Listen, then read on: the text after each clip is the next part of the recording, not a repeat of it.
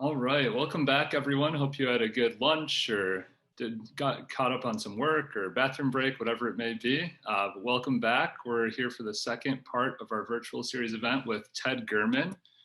Same ground rules as before, so I won't go over all that, but just want to quickly intro Ted. I've known Ted for a long time, and he was actually a keynote at our last in-person event here in Madison.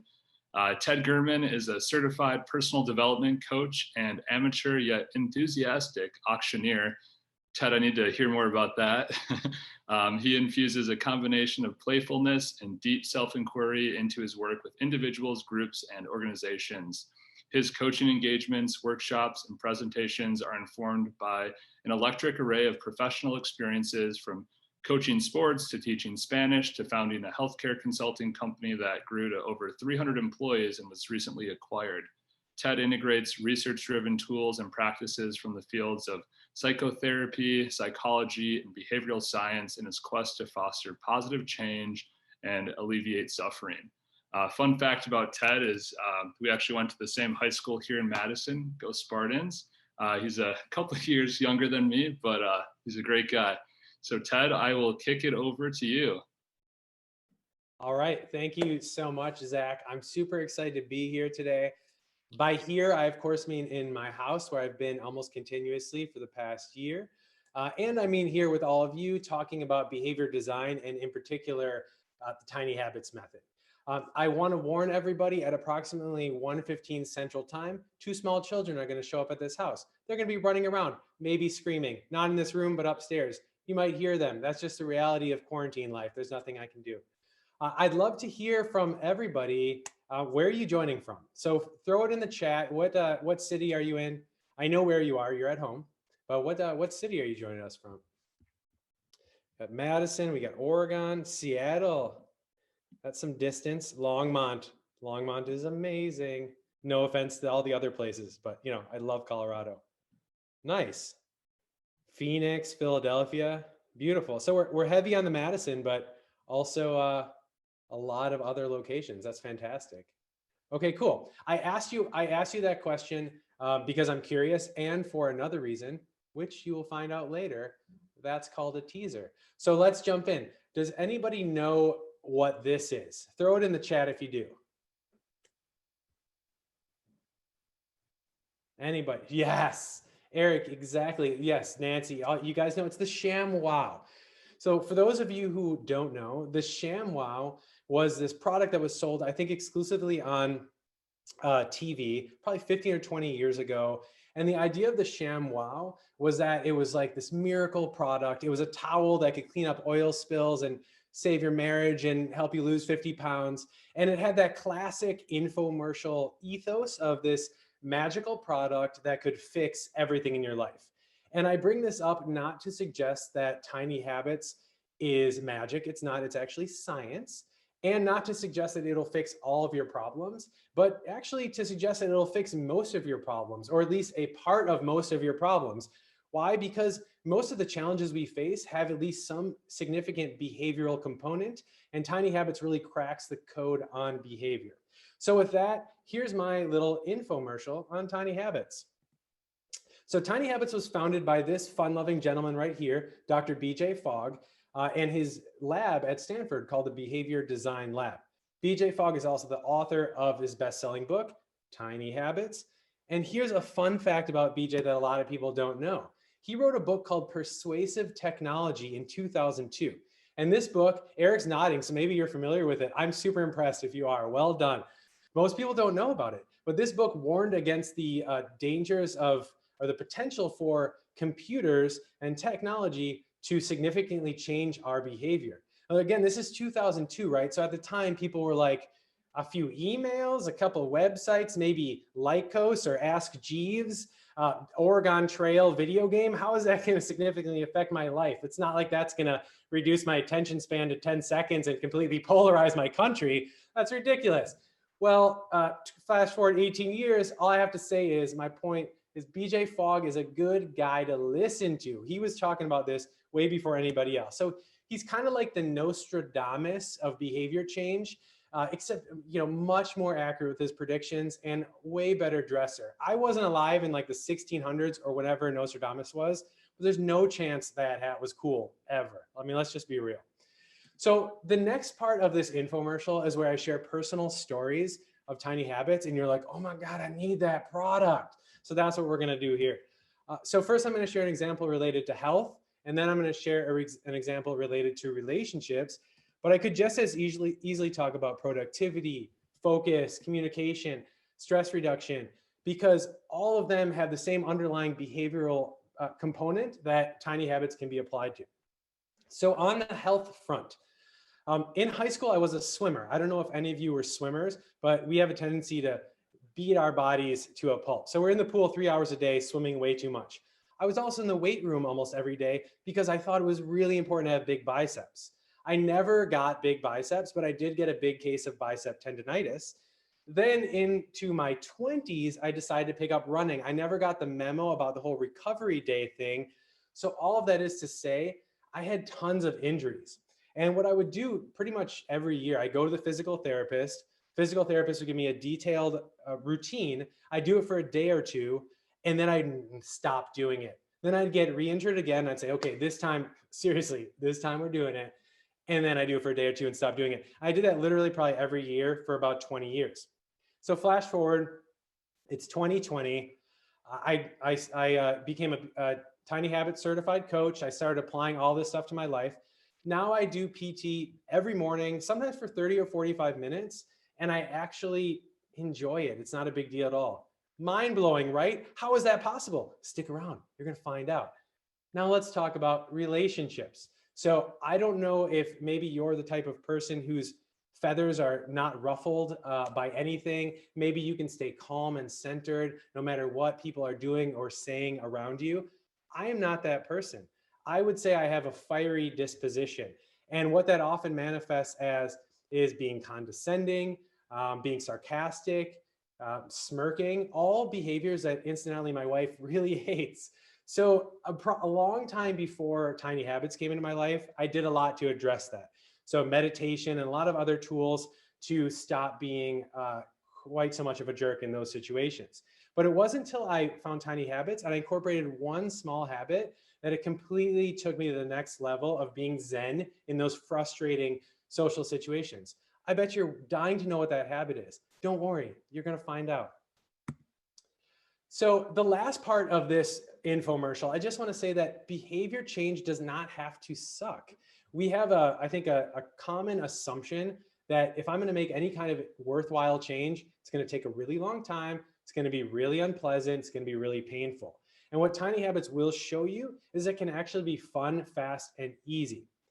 So that concludes the infomercial. Now that you have your checkbooks out and you wrote down my 1-800 number, we're ready to dive right in. So what is behavior design? Behavior design is let me move this so I get it exactly right, is a series of models or ways of thinking and methods, ways of doing for changing human behavior in a systematic way. So today's focus, we're going to look at one behavior model, the FOG behavior model. That's how to think. And then we're going to look at a method, the Tiny Habits method, which is a method derived from the FOG behavior model. So what does this have to do with CultureCon? Why are we at CultureCon talking about behavior design? Well, the FOG behavior model can be used as a lens to analyze and change literally any behavior. And so for those of us who care about culture, the implications are significant. First of all, there's modeling, right? How you show up every day. Are you present? Are you responsive? Are you organized, right? And to the extent you can master behavior change, you can influence consciously, you can influence the culture and even define the culture of your organization. And the second piece is cultural strategy. So how do you understand and address behavioral challenges within your organization? So your organization's culture is effectively the sum of all of the behaviors of all the individuals in your organization. So are people, using Slack all the time and never picking up the phone? Are they talking trash about each other? Are they, showing up late for meetings? All of that is behavior. And with this lens of the FOG behavior model, you can understand, you can analyze, and you can change behavior. So today we're going to be talking more about the former, more about how you show up. But I can assure you that the more you practice this and the more you master it and integrate it into your own life, the more you can naturally find applications for cultural strategy. So here's the plan for today. We talked about behavior design. What is it? Why is it important? You watched the cringeworthy Tiny Habits infomercial. So now it's time to uncover a habit that you want. And then I'm going to get into how you get there. And that's by understanding and applying the FOG behavior model and the Tiny Habits method. So first, I want to ask you this question. What's an aspiration or desired outcome that you have? And here's a few examples. Decrease screen time, eat healthier, reduce stress, be more present, and so forth. You can choose one of these. You can come up with your own, but take about a minute and just write down whatever aspirations or desired outcomes are most present for you in your life right now, whether personal or work related.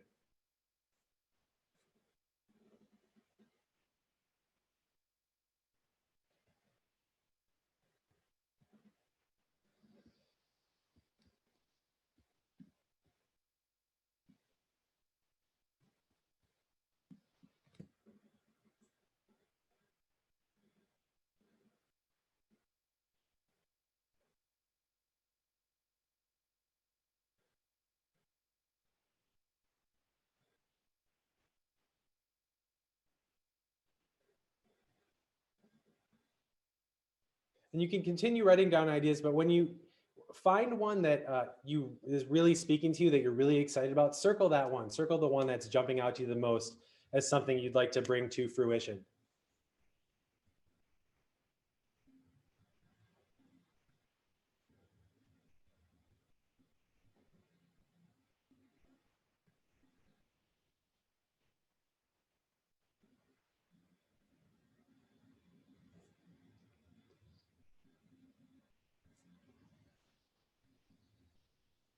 Okay, awesome. So I'd love, if you're open to it, I'd love to see some shares. What did you guys come up with? Feel free to throw it in the chat. Nancy, thanks for kicking us off. Be more present. Awesome.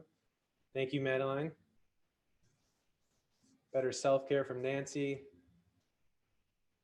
What else is out there? More productive. Stop obsessing over negative news. Great. More single tasking. I love single tasking. Thank you, Eric.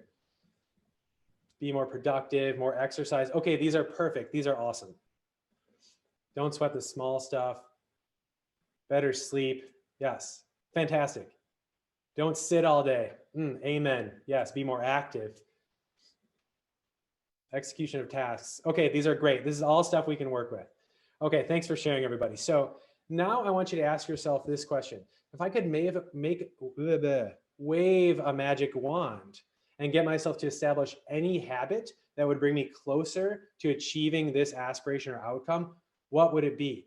So again, don't start yet, but I'm going to give you about a minute to just write anything, even if it's outlandish, anything that you would love to be able to do. But I want to make a note about what I mean by habit, because a habit is a behavior, and a lot of people get behaviors and aspirations confused. So lose 15 pounds, for example, is not a habit. It's not a behavior. But eat a vegetable, that's a behavior, right? So that can become a habit. Be more mindful is not a habit. That's an outcome. But meditate for 5 minutes a day, that's a behavior. So I just want to distinguish between those two. So take about a minute again and write whatever comes to mind of habits you'd love to establish toward that aspiration or outcome. And again, once you get a decent list, circle the one that you're most excited about.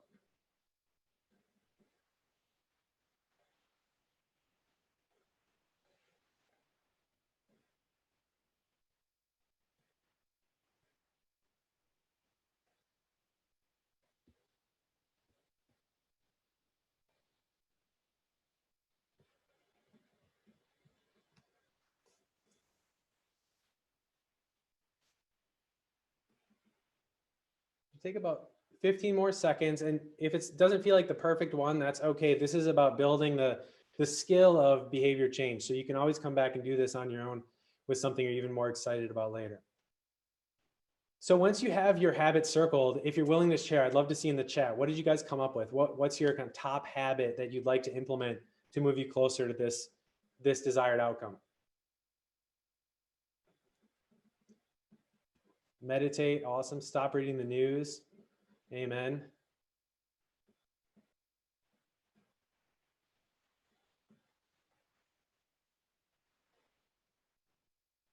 Yep, move around, meditate, self-check-in, cardio, awesome. And I will say about the stop reading the news, that is a wonderful idea in my opinion. I want you to, whoever wrote that, think about a habit to create. That's a habit to stop, which is a more advanced thing, but something that we get at in this model. Unfortunately, that's not going to be in this hour. That's going to be in the course if you want to take that. But think about a habit you want to add. It's a little bit more complex to remove a habit. Consistent bedtime, stretching. Awesome. And Jody, for utilize time better, thinking about getting really specific. What does that mean? What is a behavior? What is an action? So a habit is, or a behavior is something you can do now or at a specific point in time.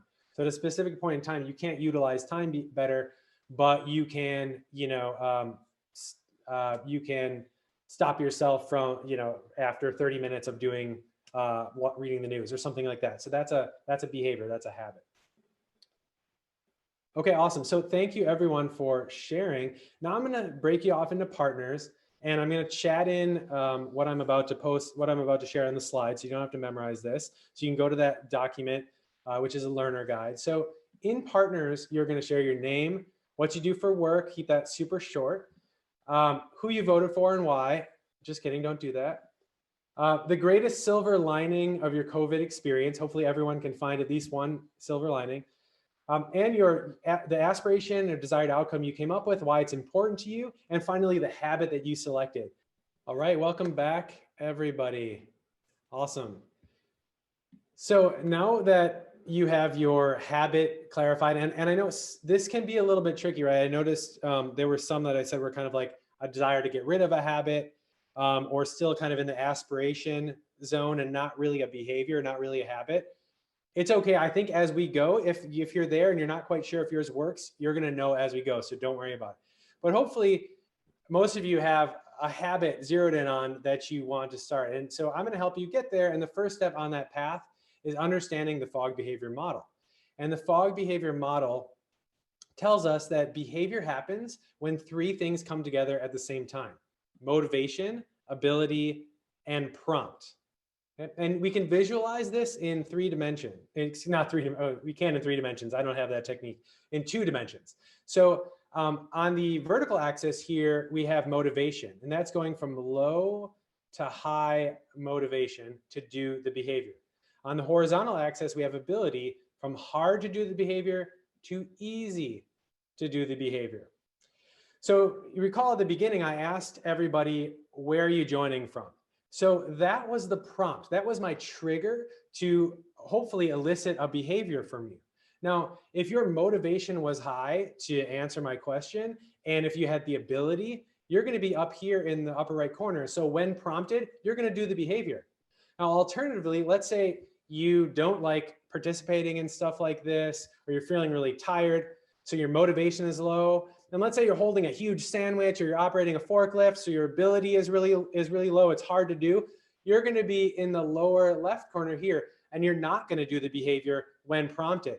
So there's a relationship between motivation and ability, and that's represented by this poorly drawn curved line, which is called the action line. Now, when prompted, if you are above the action line, you'll do the behavior. If you're below the action line, you won't do the behavior. So what that means is motivation and ability are 2 things to play with. And if we want to instigate behavior from ourselves or from somebody else, we can either increase motivation or increase ability or a combination. So I'm going to clear that beautiful drawing. And now I have a little pop quiz for you. And I'm going to try a poll. We're doing all the Zoom technology today. So try to answer this poll. If you wanted to create a new habit, which component would you focus on to get the best results? So let me know, hopefully the poll, okay, there we go. So which component would you focus on to get the best results? And once they roll in, I will share the results with everybody. Okay, thank you everyone for participating. I think everybody participated. That's fantastic. So if I cut you off, I apologize. So I'm going to share the results here. And it's nice when experiments work to highlight the point that I want to make. So most people, motivation was by far the most popular. I would think it's fair to say by far. And that tends to be the case. We tend to rely on motivation and think that motivation is the answer, but that it's not. And I'll explain why that's the case using this hunky man as an example. So let's call this guy Dave. This is your friend Dave. You run into Dave at the gym, and you had seen him like 6 months before, and he had kind of let himself go. And now you see him and he's picking up this 35-pound weight and he's just chiseled from stone. And you're like, Dave, what did you do, man? He's like, I cut out refined sugar, started getting up at 3:45 in the morning and working out for 2 hours. And he's going on. And you're like, I got to do what Dave's doing. So you get all motivated, you buy your shakes online or whatever, and you do it for 2-3 days. And like a week later, you wake up in a pile of donut powder, wondering what happened and shaming yourself. And that's because we make the mistake of thinking of motivation as this ever-flowing river, when in fact, in reality, it's much more like a wave. So when the wave is cresting, we make huge commitments, we take a lot of action, but then when it comes crashing down, we fall out of our habits. We don't follow through on what we've committed to ourselves and to other people, and then we judge ourselves for it. So the awesome news in this is that you're actually awesome. There's nothing wrong with you. What's wrong is the model that you're using, the model that relies on motivation. There are ways to play with motivation and tweak it, but it's kind of the last resort. So that's great news. And so that leaves 2 levers to pull primarily when it comes to creating new habits, and that is prompt and ability. So we're gonna dive into both of those by looking at how the tiny habits method works. So let's look at the anatomy of a habit. Every tiny habit has 3 components to it. First, the anchor moment. That's an existing routine in your life to which you'll attach the new behavior. Then there's the tiny behavior, the new behavior that you want to add. And then there's a celebration, something you do to create a positive feeling inside yourself. So these 3 components become the 3 ingredients of what we call a tiny habit recipe.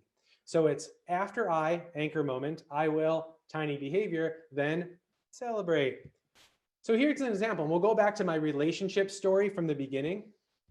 And the tiny habit I created, the stop being a jerk habit, was after I notice that I'm feeling frustrated, I will rub my fingertips together 5 times and then say yes in my head, not out loud, because that would probably be weird for whoever I'm with. And that small act allows me to get out of my head and into my body. It breaks up my reactive pattern. And then the yes, and we'll talk more about celebration, the yes makes me feel really good. And I get a high feeling from being successful in breaking that pattern, not that high feeling of putting somebody down, which is its own, sadly, is its own positive, dopamine hit in the head. So that's an example of the tiny habit recipe. So I'm going to go through each one of these elements, starting with a tiny behavior. So one of the core axioms of tiny habits is this idea that simplicity changes behavior. And we see this everywhere, including in technology. So taking Instagram as an example, when Instagram first came out, a lot of people were skeptical. They said, okay, it's an app that's used to post pictures and look at other people's pictures. Like, that sounds amazing. People were not really feeling it, but it was super simple. It did one thing, and it did one thing that it turned out people really wanted to be able to do. So of course it was eventually sold for billions of dollars. And you see that in technology, you see that in business all over the place. And it's the same for you as an individual with your behaviors. So we can understand this by looking back at that fog behavior model. So the more complex behavior is, the less likely you are to be motivated and the less likely you are to be able to do it. And that's why simplicity is so important. So when we're talking about making a behavior tiny, the first step is to scale it way back. So let's say, for example, you said, okay, I'm going to do my first tiny habit is going to be 10 minutes of meditation once a day. Way too big. In the tiny habits world, that is way too big. You actually want it to be 30 seconds or less. That's a good rule of thumb, to keep it that small. And you also, if you really want to nail this, you want it to be super simple. And 10 minutes requires having a timer, setting the timer, putting it next to you. 5 breaths You just breathe and count your breaths. So there are ways to make things really small and really simple that matter if you want to make this truly automatic, truly a habit. Then if you want to go even further, there's this concept of a starter step. So a starter step is a small move you take toward the desired habit. Let's say you want to eventually be a runner, right? You want to run 5 miles a day. So maybe you say, okay, my tiny habit's going to be, running a mile. You could actually start off with a starter step that is put on my running shoes. That's your habit. Now, that might sound really silly, but I can assure you plenty of research has gone into this. It's not. What that does is just by virtue of putting on your shoes, you're probably going to at least go for a walk. You might even start running. So when you do these starter steps, they lead into the behavior. Now, alternatively, if you say, I'm going to run 10 miles, you're probably not going to put your shoes on at all if you're starting from zero. So a question that I often get is, well, when do I get to do more? Do I just for the rest of my life, I just put my running shoes on and that's awesome? No, the idea is you do more when you want to. It's actually that simple. So if you're putting on your running shoes and you start running a mile and you want to run 2 miles, great. You want to run 3 miles, great. But there's no reliance on willpower and forcing it when you hate it, because that is what makes you want to stop doing the behavior. So the key is to start off super small, give it a week or two, even if it feels too easy, and then just build on it and do whatever you want so long as you actually want to do it. And we talked about motivation before. The idea when you choose a behavior is to choose a behavior, design a behavior for your lowest point of motivation.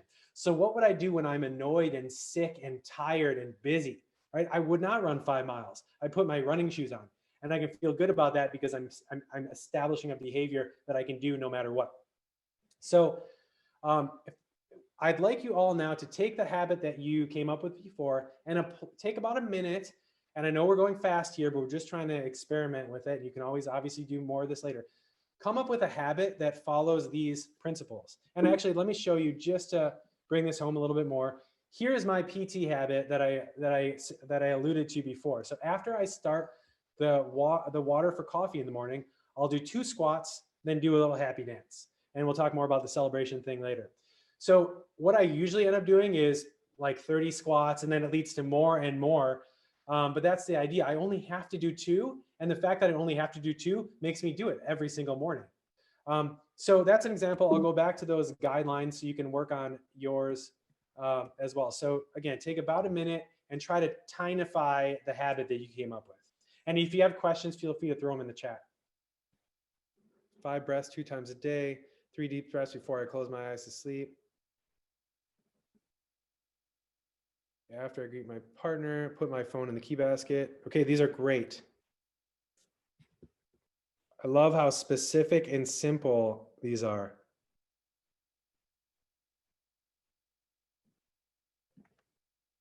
Start the day, 10 slow deep breaths, great. Okay, you guys are totally getting it. That's awesome. All right, so that is making it tiny. Now we're going to go on to the next piece, which is actually the first step in the recipe, which is the anchor. The anchor is your prompt. It's a trigger. It's what tells you to do the tiny habit that you want to create. A lot of people make the mistake of using alarms, calendar reminders, Post-it notes, stuff like that. That usually doesn't work. What you want to do is incorporate it into your existing routine. So I think of AAA, after already automatic. And some of you had great instincts because you had stuff like this already built into what you shared. So when your feet hit the floor in the morning, when you brush your teeth, when you make coffee, when you use the bathroom, these are things you're going to do without thinking. These are automatic behaviors for you. And that's where you want to attach your new habit, not to something on your calendar or an alarm or a notification or something like that. So you also want to match it to your routine. And there are 3 ways to do that. We're going to focus on the 2 most important today. So the first is physical location. Let's say your aspiration is to be healthier and the habit that you came up with is to drink more water. And so if drinking water is the habit that you want to fine tune, the kitchen is probably a great matching location. So you want to come up with an anchor in the kitchen, right? After I step into the kitchen for the first time in the morning, I'll drink water. I'll drink a sip of water, right? So you want to match on physical location. Second, frequency. So let's say you want to start, your aspiration is to be more introspective. And so your habit is, I want to journal once a day. You probably wouldn't want to attach this to an existing routine, like going to the bathroom, say, after I go to the bathroom, I'm going to journal, right? Because you probably don't want to journal 5 to 8 times a day. You want to journal once a day. So while the shower is warming up, could be a great time to do that. I also want to point something out that I noticed, and it's totally understandable. I noticed some people said in the chat, I'm going to do this habit before blank. The way you want to set up a tiny habit recipe is always after, because that's a cue. Before doesn't give you a cue. After gives you a cue. It's pretty easy though to change just about any before to an after, but pay attention to that. So even if it's before I go to bed, can become after I decide I'm going to go to bed, right? That's your cue. That's your anchor. I will do the behavior. So the last piece I want to highlight when creating an awesome anchor is this idea of a trailing edge. So there's a difference between after I clear the dishes and after I place the final dirty dish in the sink. It's super specific, and it really attaches the tiny behavior you want to create to something very concrete. So instead of after I brush my teeth, after I place my toothbrush in the holder, and you'll start to really associate that super specific step, that trailing edge of the action with the behavior you want to create. So here's an energy boost habit that I do, which is after I step away from this desk, I do 10 jumping jacks and then I smile. So yeah, so that's, I guess it speaks for itself. That's another example. I will bring that slide back up as your guide. So again, take about a minute and see if you can create an anchor that fits in with these guidelines. Again, if you have questions, throw them in the chat. And if you've come up with one you think is solid, please share that.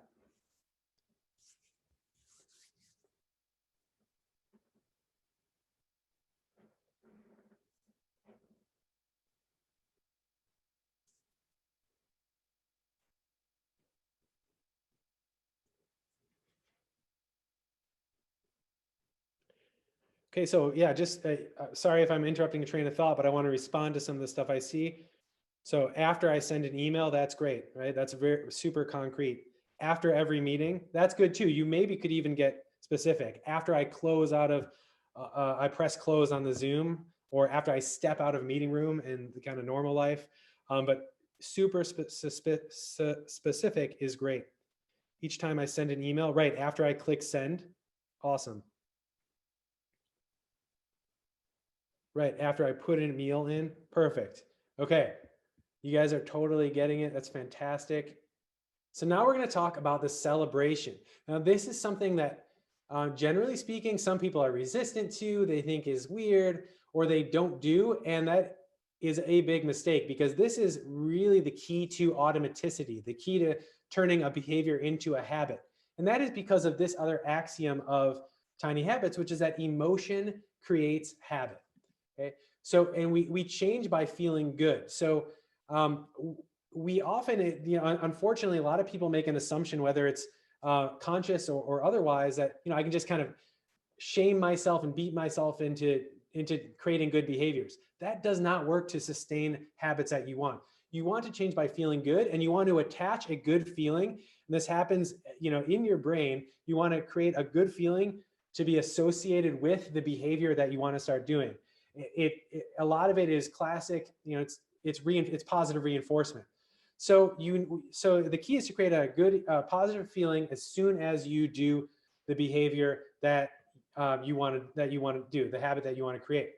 So a common question here is, do I have to do this forever? If I've done, say, the habit of after my feet hit the floor in the morning, I take 3 breaths, do I have to celebrate?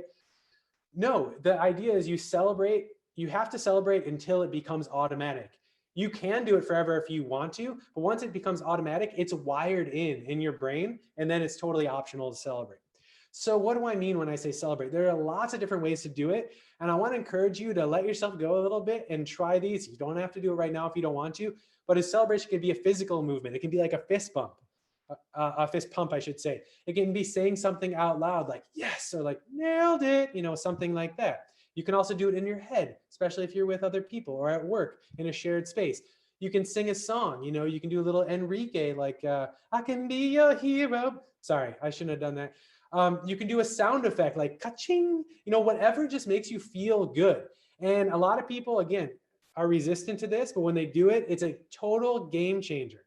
And it can be helpful if you think about the fact that you do celebrate one way or another. If you're an athlete, say a basketball player, when you score the winning shot, how do you celebrate? If you're somebody who watches athletes, you're a sports fan, how do you celebrate when your winning team wins? When you crush a project and your boss is like, you did an amazing job, how do you celebrate, whether it's in your head or out loud? So we all celebrate already. It's time to bring this intentionally into this process of creating habits. So I want to give you a chance to come up with a celebration. Huge bonus points for anybody who is willing to come off mute and share theirs. But otherwise, take a minute to just think of one or two celebrations that you could do to complete this tiny habit that you're developing.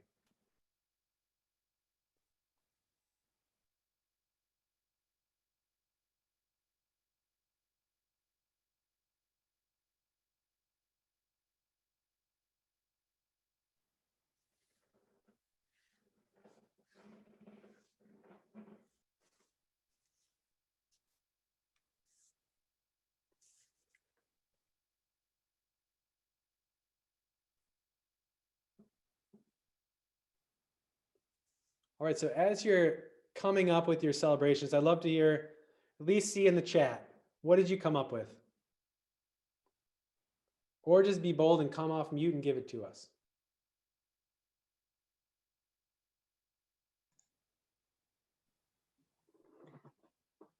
Smile, I love it. Smile is such a simple one. And you can even, it sounds kind of weird, but you can even smile in your mind, right? If you don't want to freak anybody out with a huge smile at random times. Or just do that. I don't think there's anything wrong with that too. That's their issue. Boom, that's a great one. Thank you, Lisa. I love that one. Boom and a smile. I love a little dance. Any dancers out there? Just a little, oh yeah, nailed it. That kind of thing. High five someone in the house. That's great as long as that someone is always next to you when you do your habit. Superwoman stance. Yes, a stance. That's so awesome. I love it. Thank you, Lisa. A strong stance is amazing. And you can play around with these, right? There's so much you can do, and it's actually really fun to come up with these. So awesome. So you guys all have the anchor, you have the tiny habit, and you have the celebration. I'm going to send you off for a few minutes back to your breakouts, and I want you to just get a chance to share what you've come up with the other folks in your breakout. The learner guide that I shared earlier, that also has kind of those core components. You've got to help each other troubleshoot a little bit. You're not going to have a ton of time, but if you want some feedback from the other people in their group, you can go ahead and ask for it. So I will open those rooms and you guys have fun. With Alicia or Alicia, I'm totally with you, by the way. I'm on a treadmill desk right now. The only time I don't do it is when I'm presenting something. So that's a great large habit to just walk every time you're in a meeting. Okay, I think everybody's back. Welcome back, everybody. I hope that was fun sharing with your group and that you got a good feel for how to go about this process of creating a tiny habit. So where do you go from here? So what you have right now, just from this time we've had together, is a super solid foundation. If you keep practicing this, you can have a massive impact on your life, career, personal, whatever. If you want to go one step further, the book is amazing. I highly recommend the book. BJ Fogg is also on pretty much every popular well-being type podcast that's out there right now as a guest. So I recommend diving into that. If you want to take it to the next level, I have a course coming up. It's going to be a 6-week course. It's like the book on steroids, but really healthy, legal steroids. So it's going to be a lot of fun. We're going to get into things like untangling bad habits, bringing behavior design into work and into your family at home, how to actually troubleshoot. So a habit isn't working. There's a clear system for how to solve that, and other habit hacks that I've come up with, that BJ and other coaches have come up with. And also it's going to be really fun because we're going to do it in a relatively small group. There's going to be accountability. There's going to be community. So I think it's going to be awesome. I'm a little bit biased, but I'm trying not to be. Hopefully you'll join us for that. I want to close just by mentioning a few side effects of tiny habits. So on the surface, especially before you've really dived deeply into this, it can seem like, cool, I get to create some new habits. But it truly is so much more than that once you start doing this a lot. You get to switch your mindset from self-judgment, right, to like, what's wrong with me? I didn't follow through on that, to self-experimentation. You have all the levers you need to adjust any behavior, and even to bring that into your business, right, or into your organization. So it's a really significant shift in mindset. Also, there's a shift in identity, right? So it's not just, oh, cool, I do my PT in the morning. It's like, I'm somebody who can take care of my body and can follow through on things, right? I'm someone who knows how to be kind and respectful and not a jerk in difficult conversation, right? So these small changes really start to shift your identity. And it's a huge confidence boost, especially over the last year when life seems really hard and it seems stagnant. You can you can build the confidence that you can create positive change at any time, no matter how terrible the circumstances are. And I think that's pretty awesome, and it feels really good. So I'll leave it there. With the last few minutes, I would love to open it up to questions. If there are no questions and you want to stress test your habit recipe, feel free to share that and I can comment on it. Whatever's helpful. All right, Alicia, take care. Lisa read the book and loved it. Yep. It's really good. What questions do you have?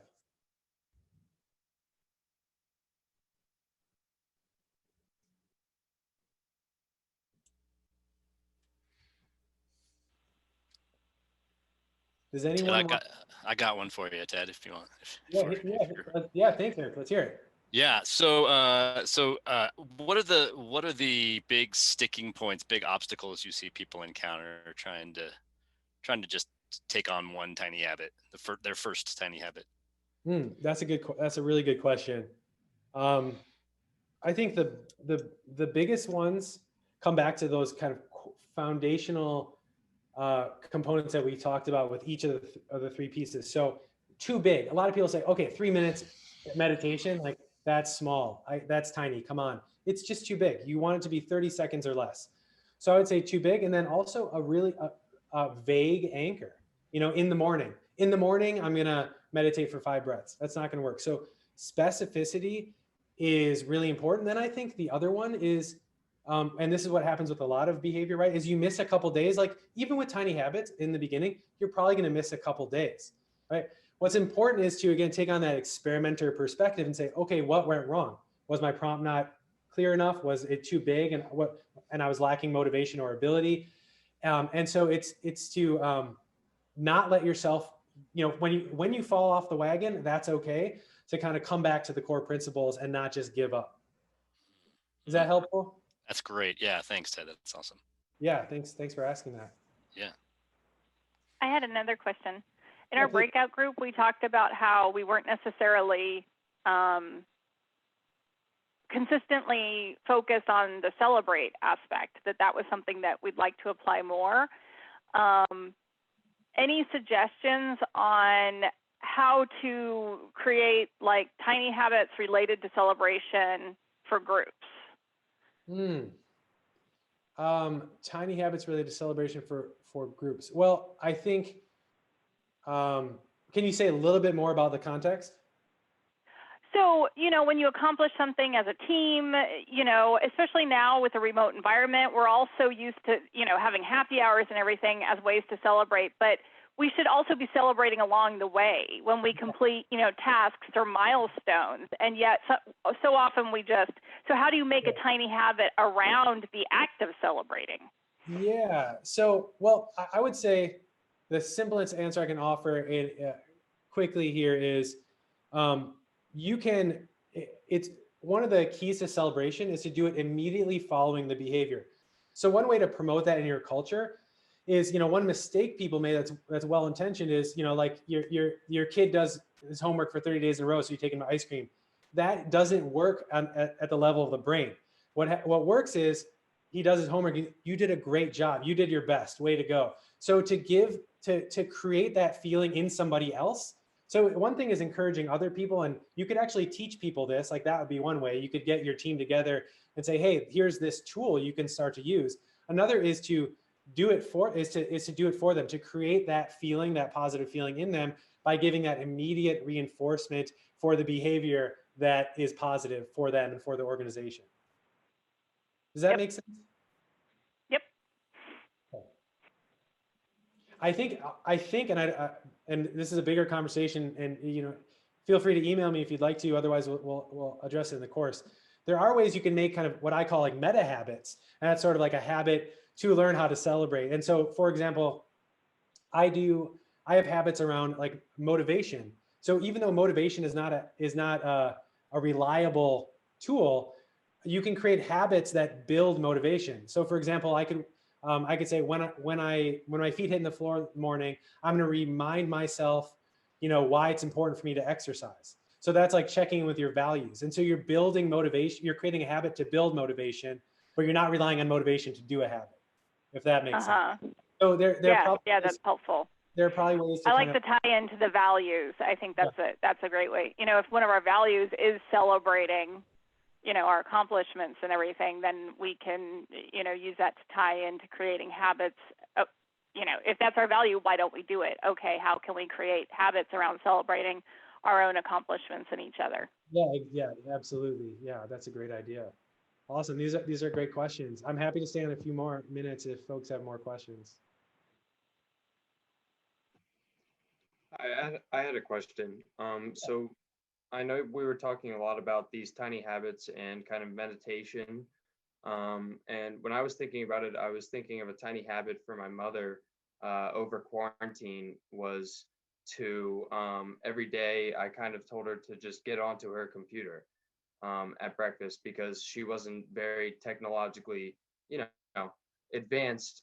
So I figured it'd be a good time for her to take advantage. So I was just thinking, I was wondering, do you have other kind of tiny habits, other implementations besides just, there's exercising and meditation and things to kind of help us go through it. I was thinking about any kind of other implementations you think it could have, maybe even to the workplace as well, to kind of good habits, when you walk into work as well. Totally, yeah. I mean, it's pretty much infinite, as creative as you want to be. So I can use like one client, for example, who she was super overwhelmed by work. And so we broke it down and realized a big part of that was this email inbox piling up and just kind of like getting sucked into email, but not responding to them. And they're hanging out over here. So it was like 3 or 4 tiny habits completely shifted everything for her. And so, for example, one is after I check my email in the morning and read my emails, I will go offline with my messages, right? Mm-hmm. Until noon or something like that. Another one was after I notice I'm resisting to dealing with an email, I will ask myself why. So a lot of it was because stuff that, people she was frustrated with or complex issues, but all this stuff was baggage. So there's so many ways to facilitate greater productivity and organization just with that tiny habit recipe. Does that answer your question?